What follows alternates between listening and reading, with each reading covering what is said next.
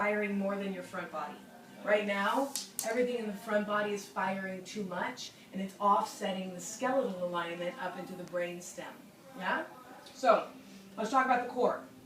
We went over muscle actions, but I'm going to teach this to you. You don't have to remember all this. I'm just going to give you feelings. And I'm filming it. So are you okay? And I'm filming it. So, we can divide the spine, the core of the body, into 4 equal sections. Okay. Ready? First quartile is your pubic bone to your navel. It's like a girl wearing Spankies, a cheerleader wearing Spankies. You'll love that. Okay? Think about wearing a Spanky. Think about a girl wearing Spanky. Go team! And you brought me where? I'm leaving. I'm not putting on any Spankies. Yeah. You can think about a hot girl, okay? It's so funny. Yeah. So, Oh my god. this is the first quartile. I'm going to go over boundary lines and then I'll describe what happens in the boundaries, okay? Pubic bone to your navel, so it's like a band right here. It includes your hips. It also includes some of your abs. It includes lower intestines. It's a lot of different tissue in this area. Navel, belly button, to your sternum. That's another section called your second quartile. You know what quartile means? It's 1 of 4. Right. Q-U-A-R-T-I-L-E. Learn it for your G, not E-G-E-D, G-R-E. When you get at school.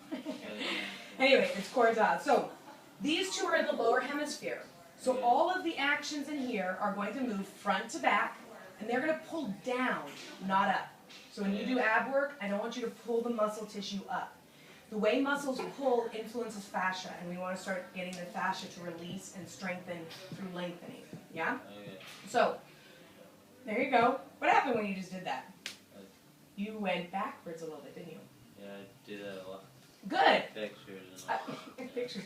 I don't want to even see my guts. So I Yeah. Great, we're going to refine that. You were very good at it. It shifted your weight back, did you notice?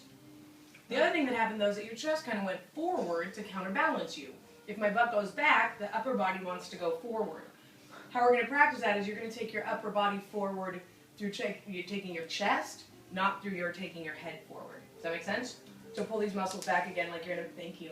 Now take your chest forward. There we go. That's better. Try to stretch it even further. Yes. Okay. Very good. Now, once we get to the equatorial line, everything switches. These muscles now have to contract by pulling into the spine forward to feed. Okay? Okay. It's going to hug into the chest and up. And so does the so let's do the third quartile is from your sternum till your clavicle.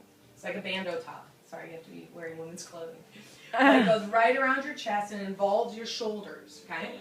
Then the fourth quartile is from your clavicle to your brain stem end, right where it inserts all the way up into the occiput, okay? Okay. Second and fourth quartiles, this one and this one, are related to breath. And we'll go into that a little bit because your breath is a volumizing structure that's going to help you calm and soothe. So I'm going to probably give you some exercises to calm the nervous system so that when you get anxious, it'll start to smooth out the soft tissue, which calms the brain center and sends out a general calming sense. So, first and third is what we're going to work on for your workout. These two centers govern how the arms and the legs attach. Okay?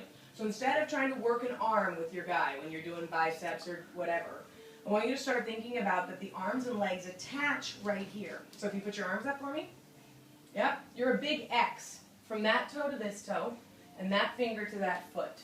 And they cross right here at your equatorial line. So when you start moving, instead of moving from the shoulder, we're going to teach the brain that we want it to include all the muscles closest to the spine. The closer we work to the spine, the more accurate the neuromuscular programming can be and the more efficiency the muscle firing sequence is. So lift up with your right shoulder. Yes. Now increase that height of your shoulder or your fingertip by stretching your chest 3 inches in that direction. There you go, and release. Good, and back.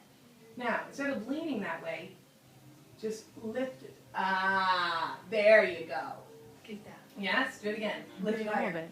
Lift it, lift it, lift it, lift it. And yes. All these Now. TRXs paid off. Yeah, right. Totally. Lift, lift, lift, lift, lift, lift. Thank you. Do the other side. So first you just lift your shoulder. I mean, you're in the habit of just lifting your arm. Lift the chest. Thank you. Wow, look how